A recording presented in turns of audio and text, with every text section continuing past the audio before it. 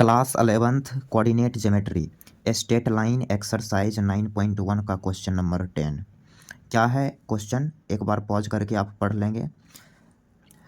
The slope of a line is double of the slope of the another line if tangent of the angle between them is 1/3 then find the slope of the lines.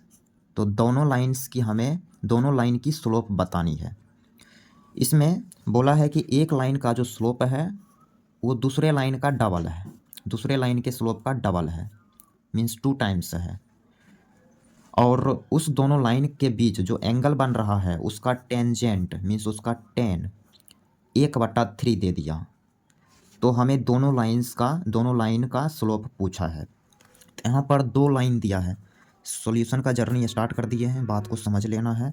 यहाँ पे 2 line है, ये एक line हुआ, फिर ये एक line हुआ। क्लियर। ये दोनों लाइन के बीच जो एंगल बना है थीटा, इसी का टेन जब लेंगे, टेंजेंट लेंगे, तो वो 1/3 दे रखा है। और इस दोनों लाइन का जो स्लोप है एक दूसरे का डबल है। यदि हम इस लाइन का स्लोप m1 बराबर m रखें तो दूसरे लाइन का स्लोप क्या हो जाएगा, m2 2m हो जाएगा। क्लियर। एक दूसरे का डबल है, तो हमें यही m1 एंड m2 का वैल्यू बताना है। तो आइए बात को समझना आप स्टार्ट करेंगे। थोड़ा सा हम कर लेते हैं स्लाइड। तो यहाँ से टेन थीटा इस क्वेश्चन में दे रखा है 1/3। क्लियर। तो टेन थीटा की फार्मूला आप यहाँ लगा देंगे, m1 minus m2 divided by 1 plus m1 into m2 clear बराबर 1/3। अब क्या है, m1 के जगह रखेंगे m, तो हम इसको आगे बढ़ाएंगे। ये हो गया m माइनस 2m। अब जहाँ जहाँ m1 है m रख रहे हैं और जहाँ जहाँ m2 है 2m रख रहे हैं। ये हो गया m1 plus m into 2m, इसकी मॉड बराबर 1/3। क्लियर। तो ये हो गया minus m divided by 1 plus 2m square. Clear. यहाँ तक कोई समस्या नहीं। अब क्या है, यहाँ पर एक प्रॉपर्टी लगेगा, वो प्रॉपर्टी हम यहाँ लिखते हैं। क्या है प्रॉपर्टी, जैसे मॉड x बराबर a रहे तो आप लिखेंगे x बराबर प्लस माइनस a। क्लियर। ये मॉड की प्रॉपर्टी है। मॉड हम काफ़ी डिटेल में पढ़ा चुके हैं, प्लेलिस्ट बना होगा, इनइक्वालिटी नाम का चैप्टर है, वो पूरा डिटेल में पढ़ाए हैं। इनइक्वालिटी वगैरह सॉल्व करने के लिए सिखाए हैं, मॉड की इनइक्वालिटी। तो वहाँ से आप मॉड का लेक्चर सुन सकते हैं। तो खैर आप ये रिजल्ट यहाँ समझ लेंगे, मॉड x बराबर a रहे तो x बराबर लिखते हैं प्लस माइनस a। तो इसी रिजल्ट का यूटिलाइज हम यहाँ करेंगे। अंदर बराबर, अंदर क्या है, minus m divided by 1 plus 2m square बराबर लिखेंगे प्लस माइनस 1/3। क्लियर।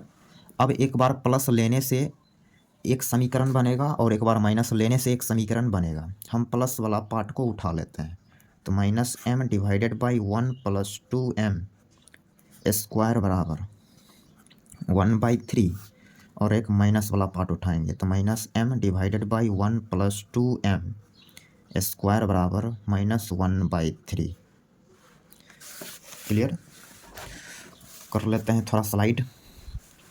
यहाँ से क्रॉस मल्टीप्लाई करेंगे तो ये हो गया माइनस 3m बराबर 1 प्लस 2m स्क्वायर। तो यहाँ से आ गया 2m square plus 3m plus 1 बराबर 0। यहाँ से फैक्टराइज कर लेंगे इसको, तो 2m स्क्वायर 3m को लिख दे रहे हैं 2m प्लस m प्लस 1 बराबर 0। इस दोनों में 2m कॉमन आ रहा है, तो यहाँ लिखेंगे m प्लस 1, फिर इसमें 1 कॉमन तो m प्लस 1, तो m प्लस 1 दोनों में है, कॉमन ले लिया तो यहाँ बच जाएगा 2m प्लस 1 बराबर 0। तो यहाँ से m की दो वैल्यू मिलेगी, एक -1 और एक -1/2। क्लियर, ये दो वैल्यू यहाँ से m की आई। अब यहाँ देख लेते हैं, यहाँ से भी m का दो वैल्यू आएगा क्योंकि ये m में क्वाड्रेटिक नज़र आ रहा है। m इस साइड मल्टीप्लाई करेंगे तो -3m बराबर -1 -2m²। सारे को इस साइड ला लो तो यह हो गया 2m² -3m प्लस 1 बराबर 0। तो यहाँ से ये फैक्टर करना पड़ेगा, 2m² -2m -m प्लस 1 बराबर 0।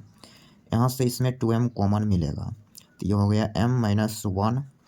इसमें माइनस कॉमन आएगा तो माइनस कॉमन ले लिए तो m-1। m-1 यहाँ है, फिर m-1 यहाँ भी है तो m-1 हो गया कॉमन, तो ये हो गया 2m-1 बराबर 0। तो यहाँ से m क्या मिलेगी, 1 and 1/2। क्लियर, तो यहाँ से m की दो वैल्यू आ गई। तो यहाँ से यदि हम कंबाइंड m की वैल्यू लिखें तो m क्या क्या आया, -1 + 1 यानी +-1 एंड +-1/2, ये m आ गया। क्लियर, और ये हो गई इस क्वेश्चन की आंसर। उम्मीद कर रहे हैं ये सॉल्यूशन आपको क्लियर हो गया होगा।